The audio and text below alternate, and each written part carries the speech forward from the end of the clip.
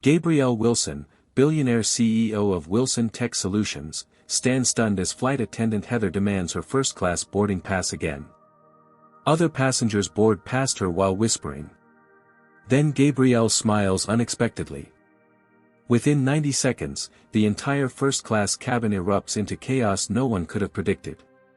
Before we dive into this shocking story, let me know where you're watching from in the comments. Hit that like button and subscribe to see more stories of justice being served. Can you imagine being worth billions and still facing discrimination? Let's see what happens next. Gabrielle Wilson wasn't born into wealth or privilege. At 43, the brilliant CEO of Wilson Tech Solutions had built her empire from nothing but determination and vision. Her company, now valued at over $4.5 billion, specialized in cybersecurity solutions that protected half of America's Fortune 500 companies. Today, however, none of that seemed to matter as she stood in the boarding line at Atlanta International Airport. The merger negotiations waiting for her in San Francisco represented the culmination of 5 years of strategic planning. Worth approximately $500 million, this deal would cement her legacy and create the largest black-owned tech conglomerate in American history. Gabrielle had prepared meticulously for weeks, reviewing documents until the early morning hours, fine-tuning presentations, and coaching her team on responses to potential objections. She'd chosen comfort for the 5-hour flight, designer jeans that cost more than some people's monthly rent, a simple white silk blouse, and a cashmere cardigan. Her natural hair was styled in an elegant updo, and she wore minimal jewelry, just diamond studs and her mother's wedding band. Nothing flashy, nothing that screamed billionaire, but everything about her exuded quiet confidence and polish. The airport experience had already tested her patience. Despite having TSA pre-check, she'd been pulled aside for a random security check, her Louis Vuitton carry-on inspected piece by piece. In the duty-free shop, a security guard had followed her closely between aisles, pretending to organize merchandise. Gabrielle had grown accustomed to these indignities. They were as familiar as breathing. It's just another day, she reminded herself, taking a deep centering breath as the gate agent called for first-class boarding. Heather Morris stood at the entrance to the jet bridge, scanning boarding passes with practiced efficiency. At 58, the white flight attendant had dedicated 30 years to coastal airlines, starting back when it was still called American Regional. She took pride in upholding standards and procedures, viewing herself as the last defense against the declining civility of air travel. Her perfectly coiffed blonde hair was pulled back in a tight bun, not a strand out of place, much like her rigid worldview.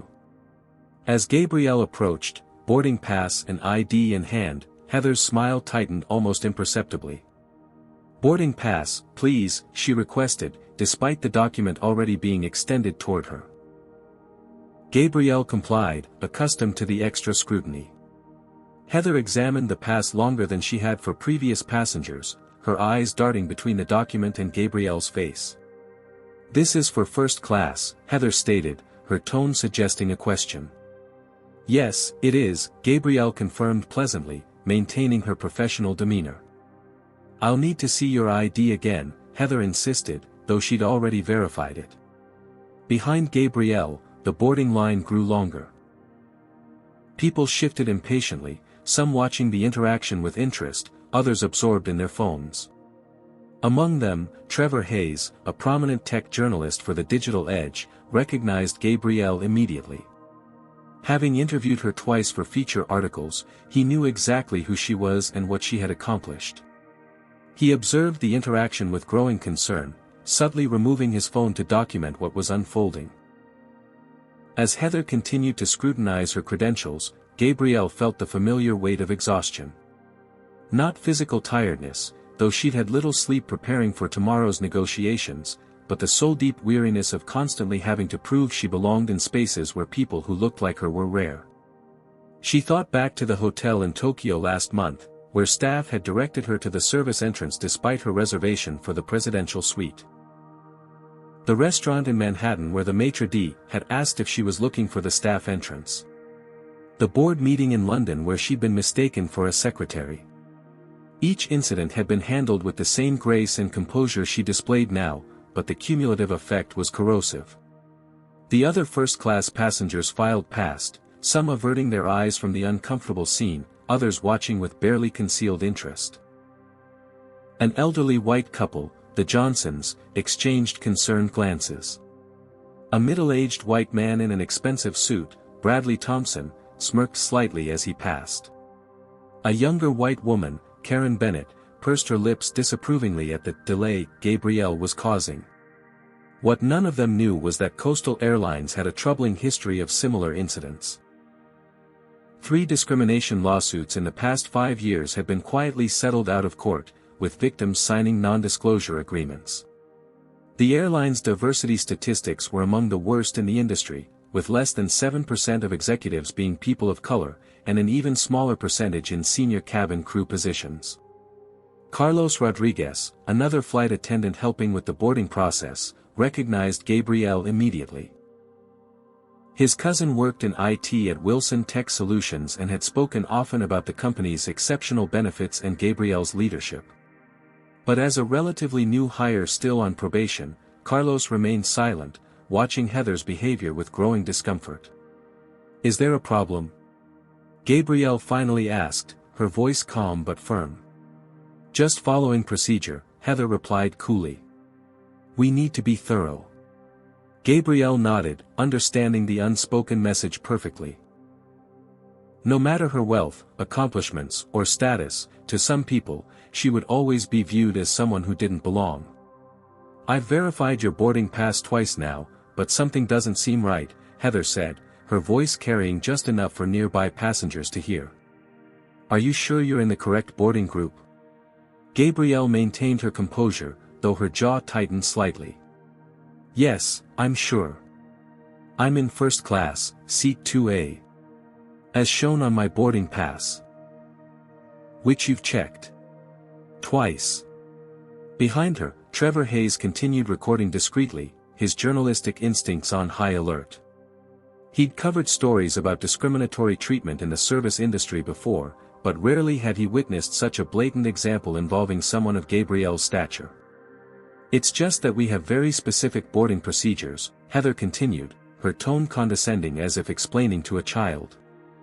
"First class is typically for our executive travelers." The implication hung in the air like a noxious cloud. Gabrielle's eyes narrowed slightly, the only indication that the barb had landed.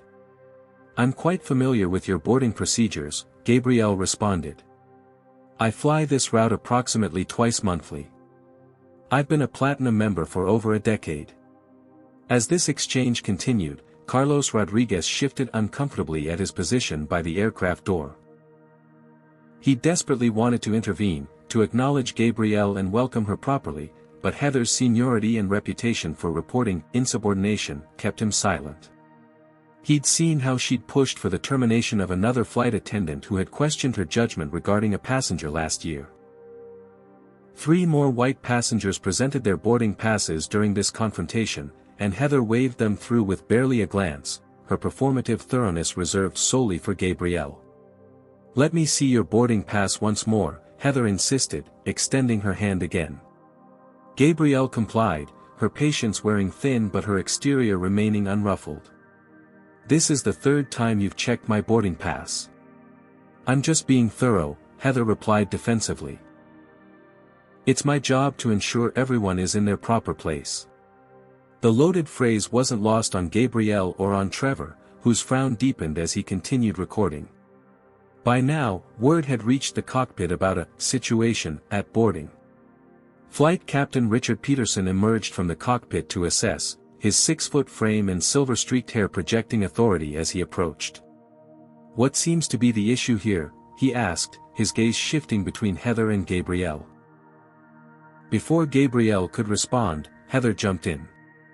"I'm just verifying this passenger's boarding credentials, Captain. There seems to be some confusion about her seating assignment." "There's no confusion on my part," Gabrielle stated firmly. "The confusion appears to be with your flight attendant, who has checked my first-class boarding pass 3 times while allowing other passengers to board with barely a glance." Captain Peterson's expression remained neutral, but his posture subtly aligned with Heather rather than the passenger. "I'm sure Ms. Morris is just following protocol, ma'am. We take security very seriously." "Security, or profiling?" Gabrielle asked pointedly. The captain's expression hardened. "I'd advise against making accusations, ma'am. We're simply trying to ensure everyone has a pleasant flight." "A pleasant flight would begin with allowing me to board, as is my right as a ticketed first-class passenger," Gabrielle responded. By now, the boarding process had stalled completely. The line behind Gabrielle had grown, with some passengers muttering about the delay. Others were watching the confrontation with increasing interest, a few even recording with their phones. Karen Bennett, the wealthy white passenger who had boarded earlier, re-emerged from the jet bridge. "Excuse me, is there a problem here? Some of us have connections to make." She shot Gabrielle an impatient look, clearly assuming she was the source of the delay. "The problem," Gabrielle replied evenly, "is that I'm being prevented from boarding a flight for which I have a valid first-class ticket." Karen's eyes widened slightly in manufactured offense. "Well, I'm sure the airline has procedures for a reason. Perhaps you misunderstood your boarding group." Her emphasis on "you" left little doubt about her assumptions. "I understand perfectly," Gabrielle stated. "What I don't understand is why I'm being asked repeatedly to verify my ticket when others are not." Carlos, unable to remain silent any longer, stepped forward slightly. "Ms. Morris, I recognize Ms. Wilson. She's a regular on this route and a platinum member."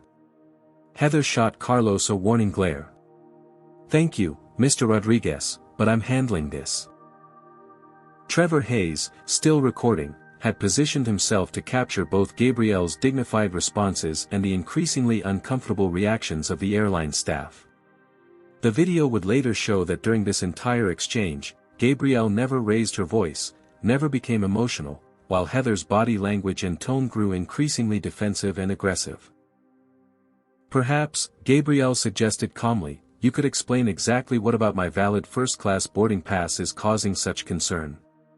Is there something specific you're looking for that you haven't found in your 3 examinations?" The pointed question hung in the air, the unspoken accusation clear to everyone watching. Heather's cheeks flushed. "I think you might be more comfortable in economy class," she suggested, her voice honeyed with false concern. "First class can be rather exclusive. Our economy section is quite comfortable as well." Gasps emerged from several witnesses. The Johnsons exchanged shocked glances. Trevor Hayes almost dropped his phone at the blatant statement. Gabrielle, however, remained outwardly calm while her mind calculated her next move. She noticed Trevor recording, recognized him from previous interviews, and made a strategic decision. This wouldn't be just another indignity to swallow silently. "I'm quite aware of what exclusive means in this context," she responded, her voice clear enough to be captured on any recording. "But I assure you, I'll be perfectly comfortable in the first-class seat I paid for." "Let me be crystal clear," Gabrielle said, reaching into her purse. "I am Gabrielle Wilson, CEO of Wilson Tech Solutions." She produced her company ID along with a business card featuring the distinctive blue and silver company logo. "I was on the cover of Forbes last quarter. Your airline uses my company's security software for your booking systems." Several passengers gasped audibly. Trevor Hayes zoomed in on Heather's face, capturing her momentary flash of panic before she regained her composure. "Well," Heather stammered, I still need to verify your boarding pass." "You verified it 3 times, Gabrielle stated flatly. "Will a 4th time somehow yield different results? Have you ever been in a situation where someone refused to recognize your accomplishments despite clear evidence?" Comment number 1 if you've experienced this kind of discrimination, and let me know how you handled it.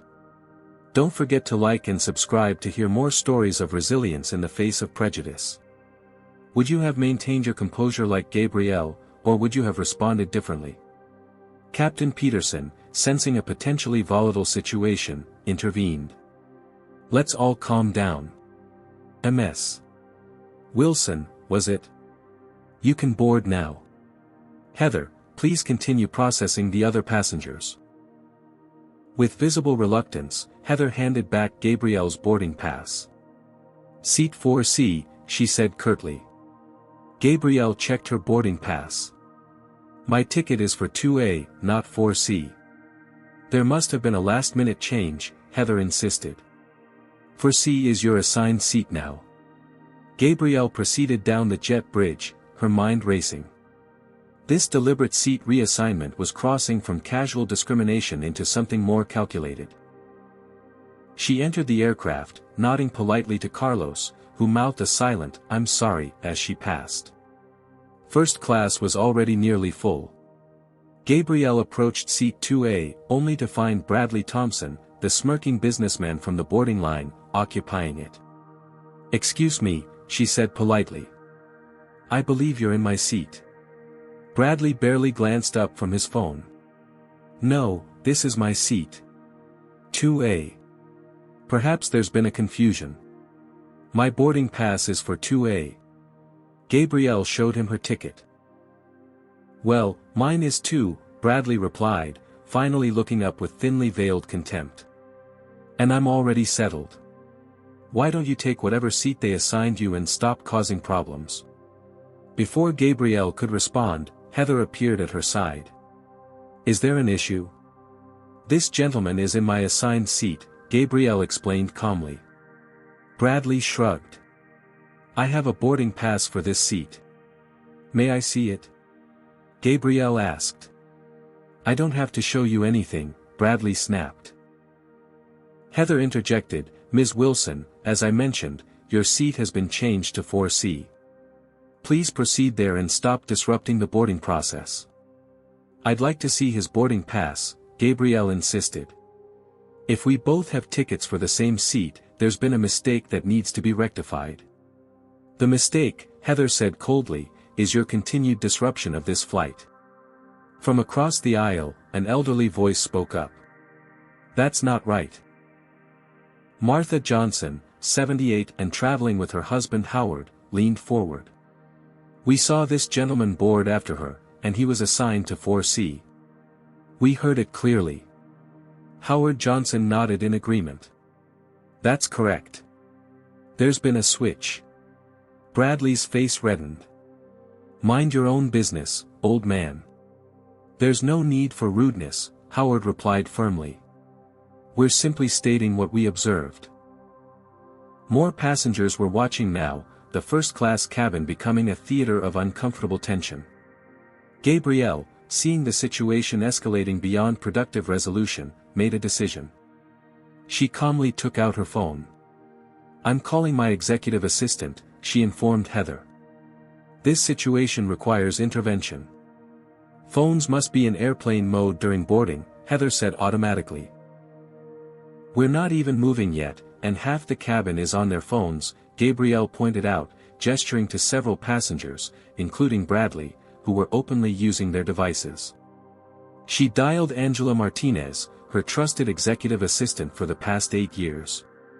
"Angela, I'm having an interesting situation on Coastal Airlines Flight 372 to San Francisco."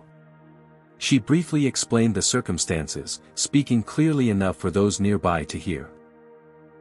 As Gabrielle spoke with Angela, Captain Peterson returned to the cabin, his expression now genuinely concerned. "What's the holdup now? We're already 15 minutes behind schedule." "This woman won't take her assigned seat," Heather explained quickly. "Because someone else has been placed in my ticketed seat," Gabrielle countered, "and your flight attendant is facilitating the deception." The captain looked between them, clearly wanting this problem to disappear. "Ma'am, at this point, does it really matter which first-class seat you have? They're all the same." "It matters because of the principle," Gabrielle replied evenly. "And because this treatment has been discriminatory from the start." "That's a serious accusation," the captain said stiffly. "It's an accurate one," Gabrielle responded. "I suggest you check the flight manifest again." Carefully. Something in her tone made the captain pause. What exactly are you suggesting?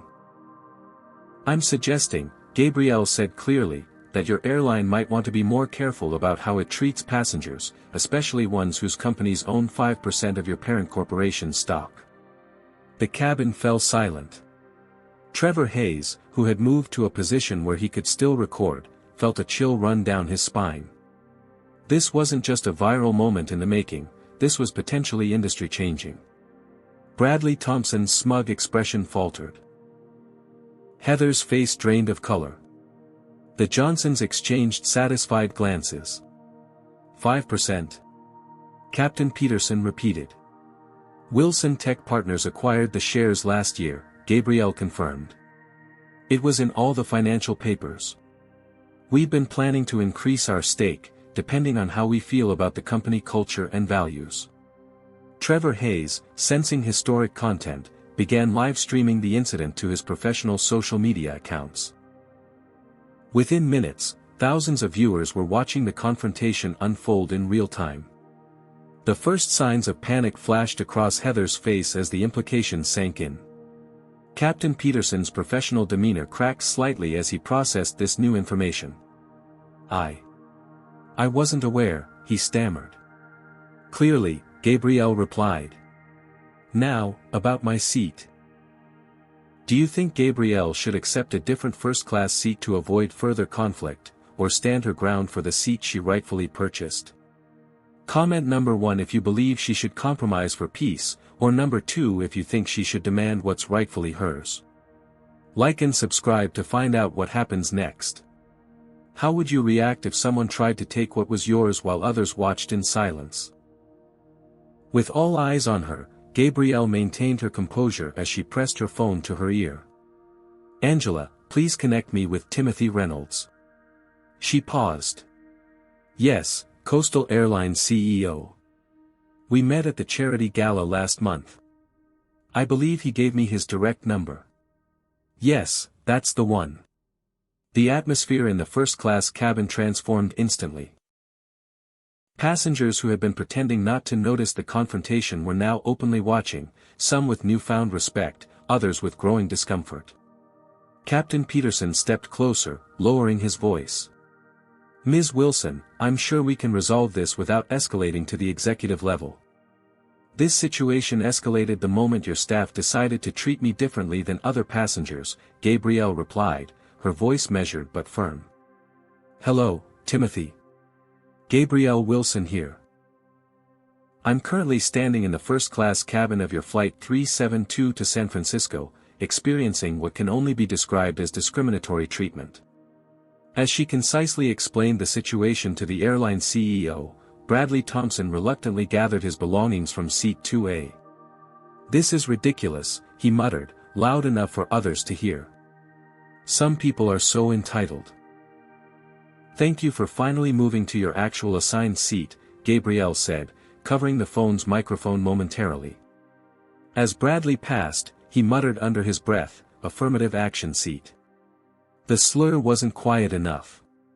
Several passengers heard it, including the Johnsons and Trevor Hayes, who captured it clearly on his live stream. The number of viewers had already surpassed 50,000 and was climbing rapidly. Karen Bennett, seated across the aisle, wasn't ready to concede the battle. This is holding up the entire flight, she complained loudly. Some of us have important meetings to get to. As do I, Gabrielle responded calmly. A $500 million merger negotiation, specifically. Which is why I booked and paid for this particular seat months in advance. Karen flushed but continued her protest. She should be removed from the flight for causing such a disruption. Howard Johnson turned in his seat. The only disruption was caused by the airline staff and that man who took her seat. I may be old, but I can still recognize injustice when I see it. Martha Johnson nodded in agreement. We've been flying for over 50 years, and the treatment this young woman has received is shameful. Carlos Rodriguez, gathering courage from the shifting dynamic, approached Gabrielle with a glass of champagne. Ms. Wilson, welcome aboard. I apologize for the confusion with your seat. Can I get you anything else before takeoff? Heather watched from the galley, her expression a mixture of fear and resentment. The carefully constructed power structure she'd relied on was crumbling before her eyes. As Gabrielle took her rightful seat and continued her conversation with CEO Reynolds, her mind flashed back to her early days building Wilson Tech Solutions. The bank loan officers who wouldn't make eye contact. The potential clients who asked to speak to the person in charge even after she'd introduced herself as the founder. The venture capitalists who suggested she find a nice man to be the face of the company. Each of those moments had strengthened her resolve rather than weakened it. Each rejection had sharpened her strategic thinking. Each underestimation had fueled her determination to succeed not just for herself, but for everyone who would come after her. Yes, Timothy, she continued into the phone, I understand you weren't personally involved. But as CEO, you set the company culture. No, I'm not interested in free flights or upgrades. What I want is structural change. Heather, under direction from someone through her earpiece, approached with a forced smile.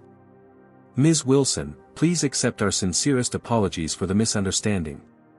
If there's anything we can do to make your flight more comfortable. Gabrielle held up one finger, continuing her conversation with Reynolds. Heather stood awkwardly, her authority completely undermined. Within minutes, airline ground staff rushed aboard with gift baskets and handwritten apology letters that had been hastily prepared. The operations manager, sweating in his suit, personally came to express regret for the unfortunate situation. The Johnsons, witnessing this dramatic shift, shared a knowing look. Martha leaned across the aisle toward Gabrielle. My husband and I were both civil rights activists in the 60s, she said quietly. Some things change, some don't. But watching you stand your ground gives me hope. Trevor's live stream comments section was exploding with reactions. Hashtag Coastal Airlines racism began trending, with viewers sharing their own experiences of discrimination on flights. Angela texted Gabrielle, Twitter is on fire. Hashtag Coastal Airlines racism trending in 17 cities.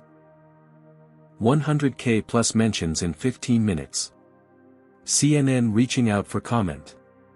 Gabrielle considered her next move carefully. This moment wasn't just about her seat or her dignity. It was about leveraging her position to create change for those who didn't have her resources or platform. It was about turning personal humiliation into collective empowerment. She smiled at the Johnsons. Thank you for speaking up. Most people find it easier to stay silent. We learned long ago that silence solves nothing, Howard replied. Evil triumphs when good people do nothing, as they say. As Carlos served her champagne, he whispered, thank you for standing up. You have no idea what it's like working here for some of us.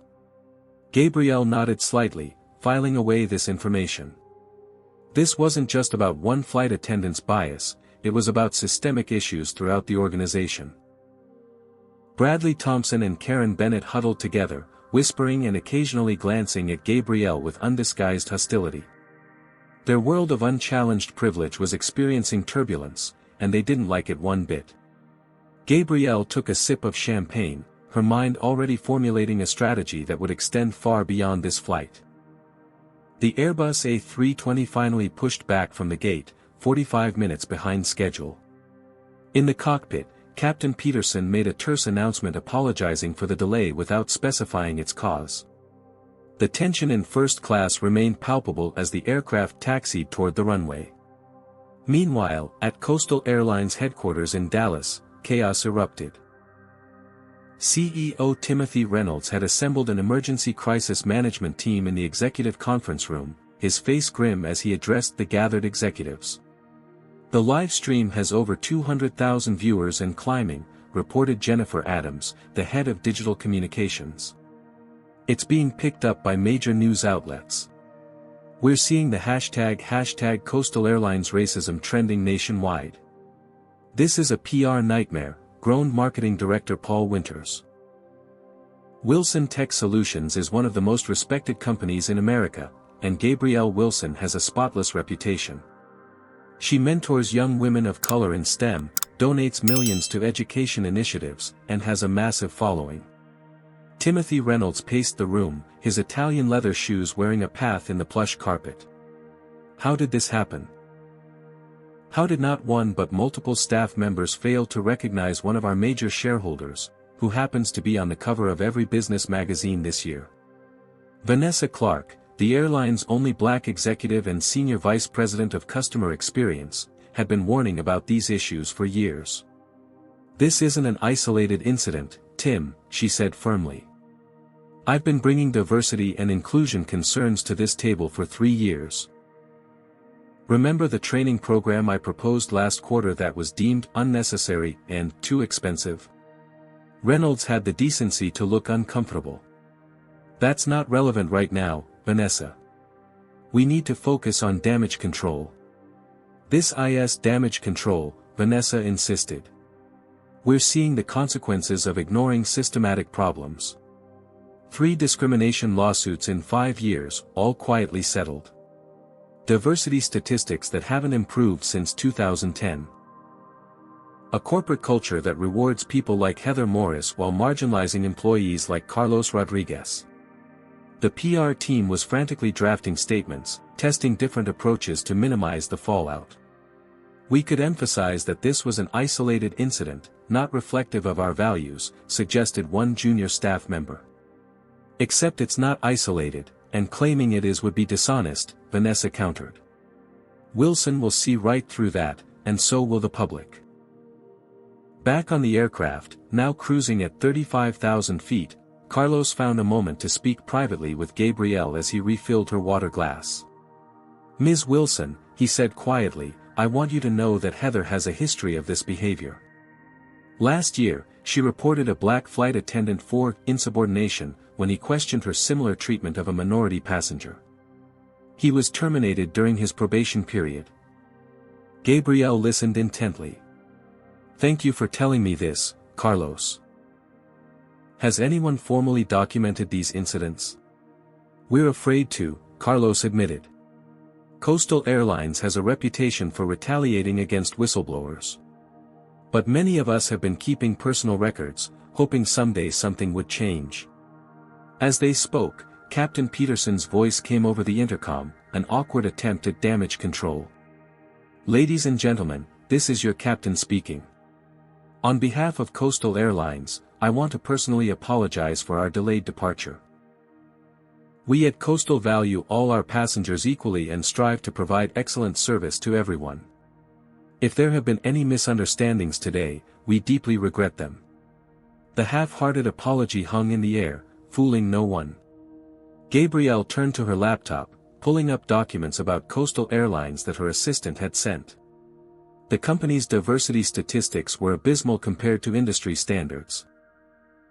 Their board of directors included 12 white men, 1 white woman, and 0 people of color. Their executive leadership wasn't much better. Gabrielle recalled a similar incident 3 years ago, when Dr. Raymond Washington, a prominent black surgeon, had been removed from a Coastal Airlines flight after a white passenger complained about feeling uncomfortable sitting next to him. The airline had settled the case quietly, and the story had disappeared from the news cycle within days. Across the aisle, Bradley Thompson and Karen Bennett whispered urgently, stealing glances at Trevor Hayes, who continued to document the unfolding situation. They were beginning to realize that their behavior might not remain anonymous, that their faces and actions might become public in a story that was rapidly gaining national attention. Heather remained in the galley, having been instructed by the chief flight attendant via intercom to minimize contact with the first-class cabin, particularly with Gabrielle. She was frantically texting her union representative, claiming she was being unfairly targeted for doing her job. In the meantime, the Johnsons had begun quietly organizing a passenger coalition. Howard, a retired civil rights attorney, was collecting contact information from witnesses willing to provide statements about what they'd observed. Martha, who had served on the boards of several nonprofits, was outlining potential demands for systemic changes at the airline. At headquarters, the crisis continued to escalate. Reynolds received updates that the story had been picked up by the New York Times, CNN, and MSNBC. The company's stock had dropped 3 points in the first 30 minutes of trading after the story broke. "We need to get ahead of this," Reynolds insisted. "Prepare the corporate jet. I'll meet Wilson when she lands in San Francisco." Vanessa Clark shook her head. "A grand gesture won't fix this, Tim. We need comprehensive changes to our training, hiring practices, and corporate culture." "We can discuss those later," Reynolds dismissed. "Right now, we need to contain the PR damage." "That thinking is exactly how we ended up here," Vanessa responded. "Treating symptoms while ignoring the disease." As the conversation at headquarters continued, Gabrielle worked steadily on her laptop, reviewing not just Coastal Airlines policies and history, but also preparing for her upcoming merger negotiations. This incident would not derail her business objectives, though it might significantly alter her approach to the deal, particularly since the potential merger partner had extensive contracts with Coastal. The first-class cabin had divided itself into clear factions, those supporting Gabrielle, led by the Johnsons, those allied with Bradley and Karen, primarily white executives who avoided making eye contact with anyone, and those trying desperately to remain neutral, burying themselves in magazines or pretending to sleep. The battle lines were drawn, but the war was just beginning. For Gabrielle, this had transcended a personal affront and transformed into something much larger, an opportunity to force meaningful change in an industry that had resisted it for too long. Midway through the flight, Trevor Hayes's live stream reached a milestone that even he, an experienced journalist, found staggering. 500,000 concurrent viewers. His professional social media accounts were gaining thousands of followers per minute as the story of Gabrielle Wilson's treatment spread like wildfire across the internet. Major news networks had picked up the story, with breaking news banners flashing across screens nationwide. Black billionaire CEO denied rightful seat on Coastal Airlines, discrimination at 30,000 feet, Wilson Tech CEO faces racism on Coastal flight. The financial impact was immediate and severe. Wilson Tech Solutions stock rose 3.5% as public support rallied behind Gabrielle, while Coastal Airlines shares plummeted nearly 8% in just 2 hours of trading. Institutional investors were calling emergency meetings to discuss the potential long-term implications for the airline. Gabrielle's phone buzzed constantly with notifications despite the spotty in-flight Wi-Fi. She had received over 300 text messages and emails from other Black executives and entrepreneurs sharing similar experiences of discrimination in travel, hospitality, and business settings. "This happens to me every time I fly first class," wrote the CEO of a major advertising agency. "I was asked to show my ticket 5 times at the Four Seasons last month," shared a renowned neurosurgeon. "Thank you for standing your ground when so many of us feel forced to swallow these indignities," messaged the founder of a successful cosmetics line. What's your response when witnessing discrimination? Comment number 1 if you speak up like the Johnsons, number 2 if you tend to stay silent, or number 3 if you've been the target of such treatment yourself. Hit that like button and subscribe to see more stories of courage in the face of injustice. Would you have had the strength to remain as composed as Gabrielle while being humiliated in public? Angela Martinez, working tirelessly from Gabrielle's Atlanta office, sent a critical update. CNN, MSNBC, Fox Business all requesting interviews when you land. I've arranged for security and organized an impromptu press conference at SFO. Your choice whether to participate. Gabrielle considered the strategic implications.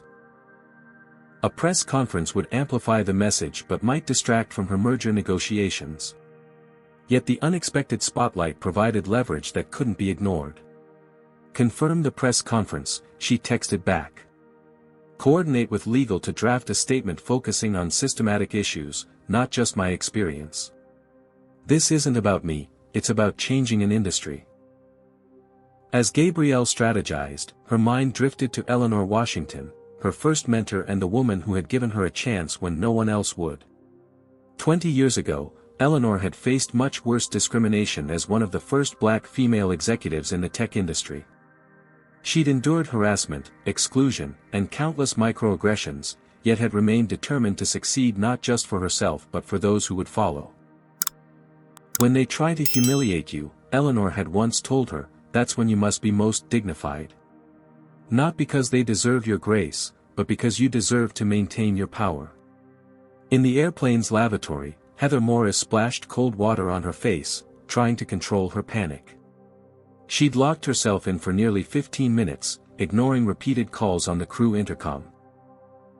Her entire career flashed before her eyes, 30 years of service potentially ending in disgrace because of what she still couldn't admit was discriminatory behavior. In her mind, she had simply been following procedures and maintaining standards. The possibility that those standards were selectively applied had never entered her consciousness.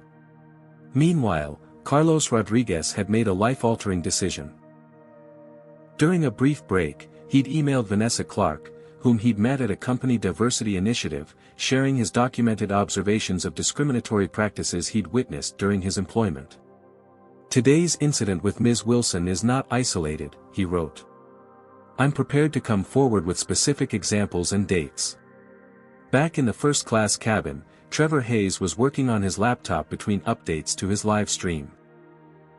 The article he was drafting had evolved from a simple account of the incident to an in-depth investigation of Coastal Airlines' history of discrimination claims and their corporate culture.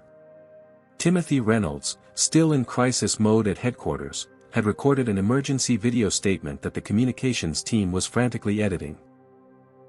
His initial response, filled with corporate platitudes about investigating the incident and reaffirming commitment to diversity, had been rejected by the legal team as insufficient given the severity and public nature of the situation.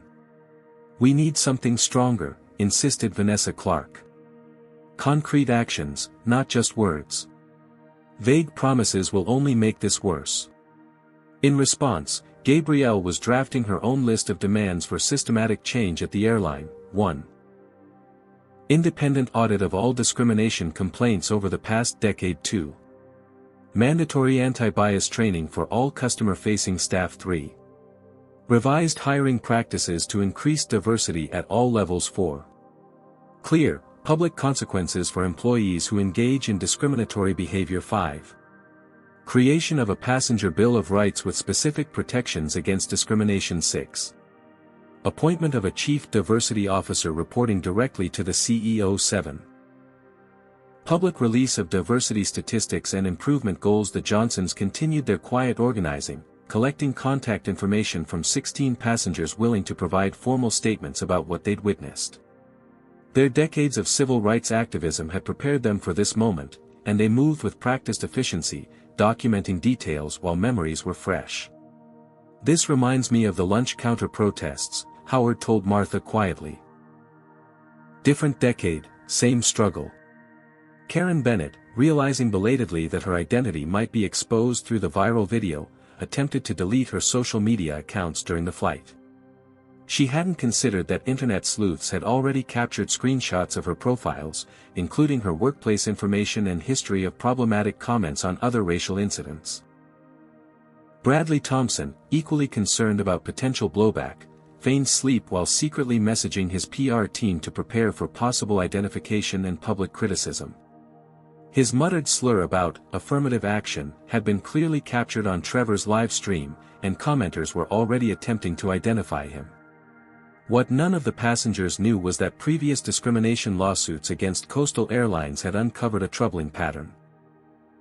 Internal emails obtained during discovery had revealed communications between managers discussing ways to maintain our preferred clientele and preserve the premium experience, coded language for catering to wealthy white passengers at the expense of minorities, even those with equivalent status and resources. These documents had been sealed as part of settlement agreements, but journalists were already filing Freedom of Information Act requests and contacting former employees who might not be bound by non-disclosure agreements. As the flight continued toward San Francisco, the story expanded far beyond one incident on one flight. It had become a referendum on how America's corporate culture treated successful black professionals, and the systemic issues that remained deeply entrenched despite decades of purported progress. The captain's voice crackled over the intercom as Flight 372 began its final descent into San Francisco International Airport. Ladies and gentlemen, we're beginning our approach. Local time is 11:22 a.m., and the weather is clear with a temperature of 68 degrees. We'll be arriving at gate C-42. What he didn't announce was the unprecedented scene awaiting them. Through the aircraft windows, passengers could see an unusual number of vehicles on the tarmac, news vans with satellite dishes, airport security cars, and even a sleek corporate jet with the Coastal Airlines logo. Gabrielle remained focused on her laptop until the final announcement to stow electronic devices. She had spent the last hour refining her statement and coordinating with her legal team.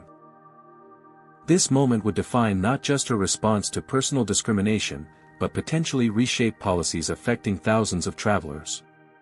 As the aircraft touched down and taxied toward the gate, Trevor Hayes provided one final update to his live stream, which now had over 1 million total viewers. We're landing in San Francisco, where I'm told Coastal Airlines executives and media are waiting. This story has clearly struck a nerve nationwide, highlighting experiences many travelers of color face regularly but rarely receive public attention. The seatbelt sign dinged off, and passengers began the usual shuffle to retrieve belongings. Captain Peterson's voice came over the intercom once more.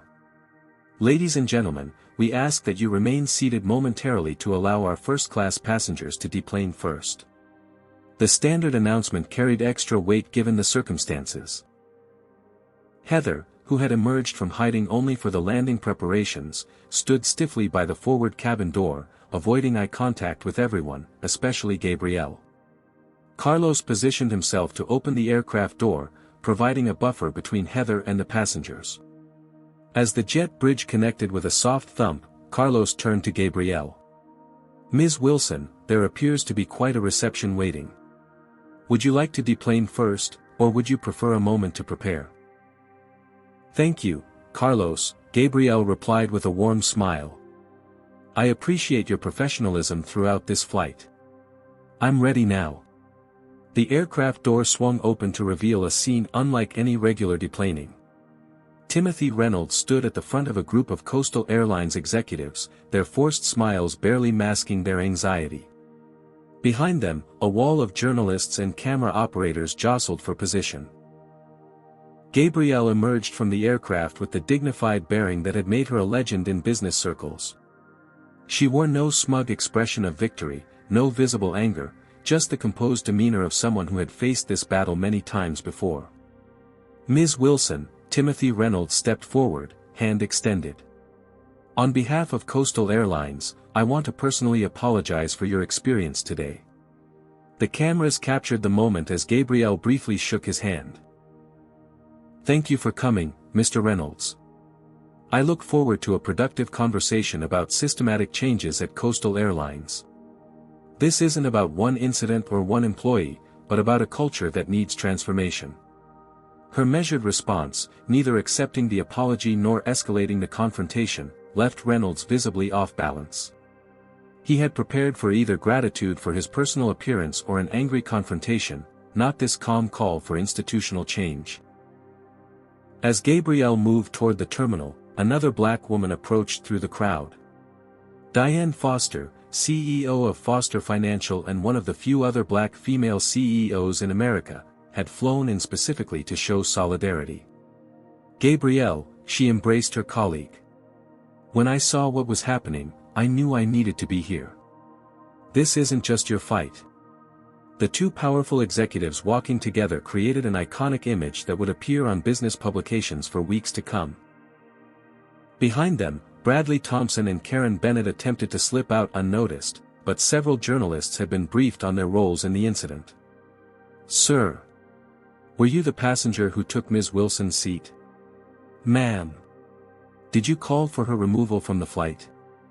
They hurried away, heads down, as airport security created a path for them to exit without comment.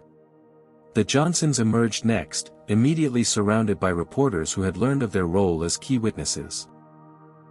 Howard, drawing on his experience as a civil rights attorney, spoke with practiced clarity.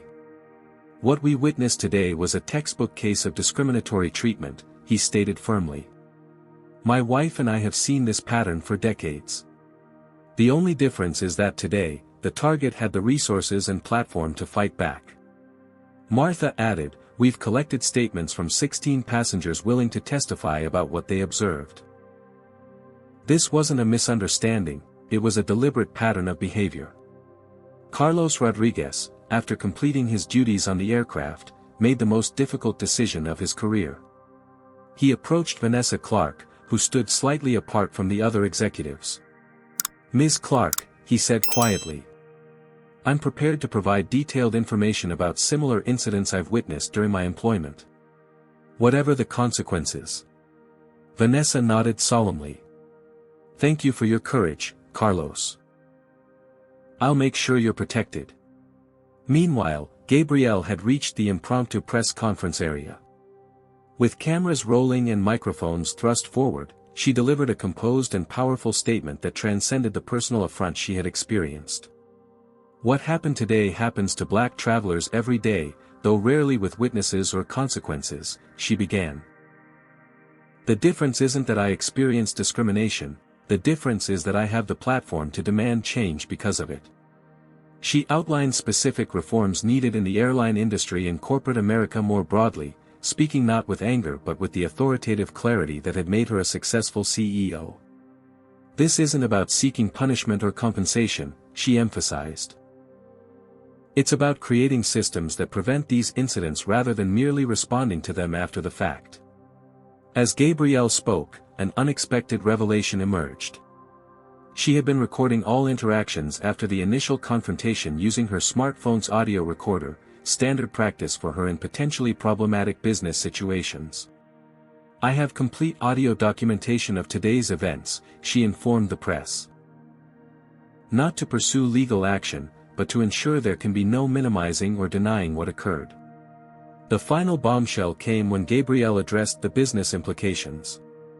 In light of today's events, I am reconsidering Wilson Tech Solutions' planned merger with Datacraft Systems, given their extensive partnership with Coastal Airlines. I cannot in good conscience align our company with partners who don't share our values of dignity and equality. The statement sent immediate shockwaves through the business world. Datacraft stock dropped 5 points within minutes, while Coastal Airlines shares continued their downward spiral. Social media response had reached unprecedented levels, with celebrities, politicians, and business leaders weighing in. The hashtags #FirstClassWhileBlack and #Coastal Airlines Racism dominated trending lists nationwide. As the press conference concluded, Gabrielle's mind turned to her late father, who had driven a taxi for 30 years while saving to help fund her education. Never let anyone treat you as less than what you are, he had told her repeatedly. Your dignity isn't negotiable. Today, she had honored that promise in a way that would create ripples far beyond one flight or one airline. 3 days after the incident, Gabrielle convened an emergency meeting with her executive team and PR department in Wilson Tech Solutions Atlanta headquarters. The sleek conference room, with its floor-to-ceiling windows overlooking the city skyline, buzzed with energy and purpose. This isn't just about responding to what happened to me, Gabrielle explained, standing at the head of the polished mahogany table. This is about leveraging this moment to create industry-wide change. Angela Martinez, who hadn't slept more than 4 hours a night since the incident, presented the latest metrics. The video has been viewed over 30 million times across platforms. We've received partnership inquiries from civil rights organizations, diversity consultants, and 3 major airlines wanting to demonstrate their "not like Coastal." Jessica Palmer, Wilson Tech's chief marketing officer, outlined their strategic approach. We're launching the #FirstClassWhileBlack campaign to highlight similar experiences and push for industry-wide reforms. We've already collected over 5,000 testimonials from Black executives, celebrities, and everyday travelers. The campaign would include a dedicated website where people could share their experiences, a series of testimonial videos featuring prominent Black leaders, and a comprehensive set of proposed industry standards for equitable treatment. Meanwhile, Coastal Airlines was in crisis mode. Their stock had dropped 15% by the end of the trading day following the incident, wiping out nearly $1.2 billion in market value. Institutional investors were demanding emergency board meetings to discuss leadership changes. Timothy Reynolds had called Gabrielle 6 times, escalating his offers with each conversation.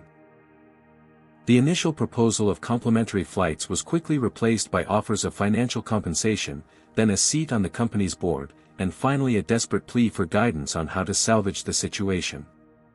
"I don't want your money," Gabrielle had told him firmly during their most recent call. "I want structural changes that will prevent this from happening to anyone else." Her list of demands included: 1. Comprehensive audit of all customer-facing policies by an independent diversity consultant. 2. Mandatory anti-bias training for all employees, with regular refreshers. 3. Revised hiring and promotion practices to increase diversity at all levels. 4. Creation of an independent review board for discrimination complaints. 5. Public reporting of diversity metrics and progress toward goals. 6. Promotion of Vanessa Clark to a newly created position of Chief Diversity Officer. Reynolds had no choice but to agree to all 6 demands, though he had tried to negotiate timelines and implementation details. Trevor Hayes's explosive article had been published in the Digital Edge, providing evidence that coastal airlines had systematically buried discrimination complaints for years. His reporting included testimony from former employees and previously undisclosed settlement details that his legal team had deemed safe to publish. The story was more damaging than anything Coastal's executives had feared. Internal emails revealed discussions about maintaining the premium experience by catering to traditional first-class demographics, thinly veiled code for white, wealthy passengers. Vanessa Clark, seizing the moment of leverage, had successfully advocated for a complete overhaul of the airline's diversity initiatives. With Reynolds desperate to demonstrate commitment to change, she had secured a budget 5 times larger than her previous rejected proposals. The consequences for the individuals involved were swift and significant. Heather Morris had been placed on administrative leave pending investigation, though she was fighting termination through her union, claiming she had simply followed procedures. Bradley Thompson, identified by internet sleuths within hours of the video going viral, was facing his own professional crisis. As CFO of a mid-sized investment firm, his caught-on-camera behavior had triggered an emergency board meeting to discuss whether his actions violated the company's code of conduct. Karen Bennett, whose real estate license and contact information had been uncovered by social media users, had temporarily closed her office after receiving hundreds of negative reviews and cancellations from clients who didn't want to be associated with her behavior. The Johnsons had become unexpected celebrities in their own right. Their eloquent testimony and decades of civil rights experience made them valuable voices in the unfolding conversation. They had accepted an invitation to form a senior citizens advocacy group against discrimination, funded by a coalition of civil rights organizations. Captain Peterson had issued a public apology for his handling of the situation, acknowledging that he had defaulted to supporting his crew without properly investigating the circumstances. He had requested to be included in the first group of employees to receive the new diversity training. As Gabrielle's team finalized their strategy, she focused on leveraging the merger negotiations to force broader change. Datacraft Systems, desperate to salvage the potential deal, had agreed to audit their own partnerships and vendor relationships for diversity compliance. "We're not just changing one airline," Gabrielle told her team. "We're putting every company on notice that diversity isn't just a buzzword, it's a business imperative with real consequences when ignored." The meeting concluded with a clear action plan, timelines, and accountability measures.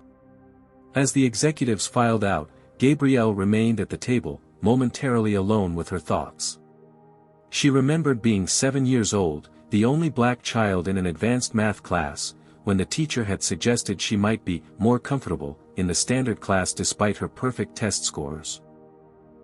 Her mother had fought fiercely for her to remain, setting the pattern for a lifetime of having to prove she belonged in spaces where people who looked like her were rare.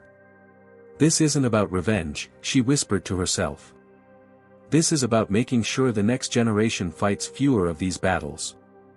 With renewed determination, She gathered her materials and prepared for her next meeting. The work of transformation had only just begun. 6 months ago, I stood in a boarding line being told I didn't belong in first class, Gabrielle Wilson began, her voice resonating through the convention center ballroom. Today, I stand before you discussing how that 90-second confrontation has catalyzed industry-wide transformation. The Aviation Industry Diversity Conference had selected Gabrielle as their keynote speaker, with over 2,000 executives, HR professionals, and customer service leaders hanging on her every word. The stage backdrop featured the now iconic image of Gabrielle and Diane Foster walking together through San Francisco International Airport, a photo that had come to symbolize Black excellence and solidarity in corporate America. Transformation isn't about punishing individuals, she continued. It's about examining and rebuilding systems that allow bias to flourish unchecked. In the 6 months since the incident, Coastal Airlines had undergone a remarkable evolution under Vanessa Clark's leadership. Promoted to Executive Vice President of Culture and Inclusion, Vanessa had implemented comprehensive training programs, revised hiring practices, and established clear accountability measures for discriminatory behavior. The airline's customer satisfaction scores, after an initial dip following the incident, had risen to their highest level in a decade. Employee retention had improved, particularly among minority staff who reported feeling more valued and supported. Carlos Rodriguez, recognized for his courage in speaking up, had been promoted to senior cabin crew trainer with a special focus on anti-bias procedures. His curriculum was being adopted by 3 other major airlines who wanted to demonstrate their commitment to equitable treatment. Cultural change doesn't happen overnight, Carlos explained in a video testimonial played during Gabrielle's presentation. But it does happen when brave individuals stand up and organizations genuinely commit to improvement. The Johnsons, Martha and Howard, had become powerful advocates in their own right. Their newly formed senior citizens advocacy group, Gray Hair, Bold Voices, had already partnered with 5 major travel and hospitality companies to address discrimination against older travelers, particularly those of color. We've been fighting this fight for 60 years, Howard shared during a panel discussion. The methods change, but the principle remains the same: dignity and respect for every human being, regardless of their appearance. Even those on the wrong side of the incident had experienced transformative journeys.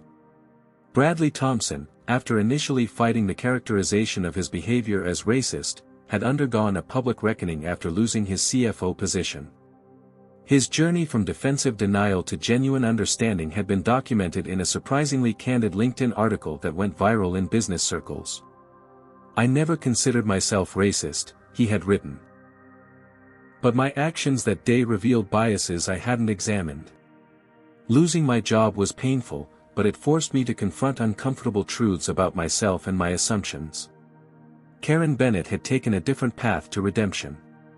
After closing her real estate practice amid the backlash, she had enrolled in diversity education courses and eventually partnered with a Black-owned real estate firm to better serve diverse communities in her area. Her transformation, while initially motivated by business necessity, had evolved into genuine growth. Perhaps most surprisingly, Heather Morris had undergone her own evolution. After initially fighting her termination through her union, she had reached a settlement that included mandatory bias training. The experience proved unexpectedly enlightening, leading her to recognize patterns in her behavior that she had never previously questioned. "I always saw myself as just following the rules," she admitted in a written statement. "I never stopped to ask why I applied those rules differently depending on who was in front of me." The aviation industry as a whole had been forced to confront its history of discrimination. 2 other major airlines had proactively launched their own diversity initiatives, eager to avoid becoming the next Coastal. Industry associations had revised their training standards and customer service guidelines to explicitly address unconscious bias. Gabrielle's company had played a central role in this transformation. Wilson Tech Solutions had launched a scholarship program for minority students pursuing careers in aviation and hospitality, funding the education of 50 students in its first year. Their hashtag #FirstClassWhileBlack campaign had collected over 50,000 testimonials, creating an undeniable record of the pervasive nature of travel discrimination. Trevor Hayes, whose live stream had brought the incident to national attention, was now writing a book about the experience and the subsequent movement it sparked. What made this story different, he explained during an interview, was that it perfectly captured the reality that even extraordinary success doesn't shield Black Americans from ordinary discrimination. As Gabrielle's keynote address neared its conclusion, she shared a final anecdote. "Last week, I boarded another Coastal Airlines flight," she told the audience. The difference was palpable. The diverse crew greeted every passenger with the same respect. The boarding process was efficient and dignified. And when I took my seat in 2A, no one questioned whether I belonged there. She paused, allowing the significance to sink in. That's the transformation we're seeking, not special treatment, but equal treatment. Not exceptions, but a new standard. Timothy Reynolds, who had initially approached the situation as a PR crisis to be managed, had come to recognize it as a business imperative that ultimately strengthened the airline. "The incident forced us to address issues we had been avoiding," he acknowledged in a joint interview with Vanessa Clark. "While I wish it hadn't happened the way it did, the resulting changes have made us a better company." The friendship that had formed between Gabrielle and the Johnsons perhaps best symbolized the unexpected connections born from conflict. The elderly couple had become regular dinner guests at Gabrielle's home, sharing stories of their civil rights activism and offering perspective on how far America had come, and how far it still needed to go. "Change happens in 90-second increments," Gabrielle concluded her speech. "Moments of courage, followed by months of hard work. Individual stands that lead to institutional transformation. That's how we build a world where everyone can claim their rightful seat at any table, or on any airplane." The standing ovation lasted nearly 2 minutes. As the applause finally subsided, Gabrielle offered a final thought: "The question isn't whether discrimination will occur, it's how we respond when it does. Do we accept it as inevitable, or do we use each incident as an opportunity to create lasting change?" Have you ever witnessed discrimination and wished you had spoken up? Or have you been the person brave enough to say something? Share your experience in the comments. Your story might inspire others to find their voice. If this story resonated with you, please like, subscribe, and share it with someone who needs to hear this message of transformation. Remember, change begins with each of us deciding that dignity isn't negotiable. Thank you for listening, and may we all have the courage to stand up for what's right, even when it's difficult. This story illustrates how discrimination persists even for those who have reached the pinnacle of success. Gabrielle Wilson faced the same prejudices as countless other Black travelers despite her billions and achievements. Yet the true lesson lies in her response, maintaining dignity while refusing to accept injustice. Power comes not just from wealth or position, but from strategically using your platform to create systemic change. By focusing on institutional transformation rather than personal vindication, Gabrielle turned a humiliating moment into a catalyst for industry-wide progress. The Johnsons demonstrate that being an ally means speaking up when witnessing discrimination, regardless of age or circumstance. Carlos shows that internal advocacy, though risky, is essential for organizational change. Perhaps most importantly, this story reveals how discrimination isn't always deliberate hatred, but often unconscious bias embedded in standard procedures and following the rules. Real change requires examining these systems, not just changing individual hearts and minds. The 90 seconds that transformed an industry remind us that change happens when preparation meets opportunity, when someone with the resources to fight back decides that enough is enough, not just for themselves, but for everyone who will come after them. Has discrimination ever touched your life, whether as a target, a witness, or even someone who later recognized their own bias? Share your experience in the comments below.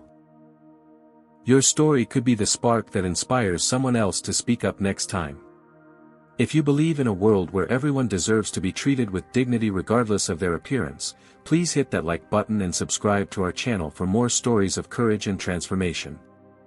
Share this video with someone who needs to hear this message of hope and accountability. Thank you for listening, and remember, change begins with recognizing injustice, continues with brave action, and is sustained through persistent advocacy. Together, we can create a more equitable world, one difficult conversation at a time.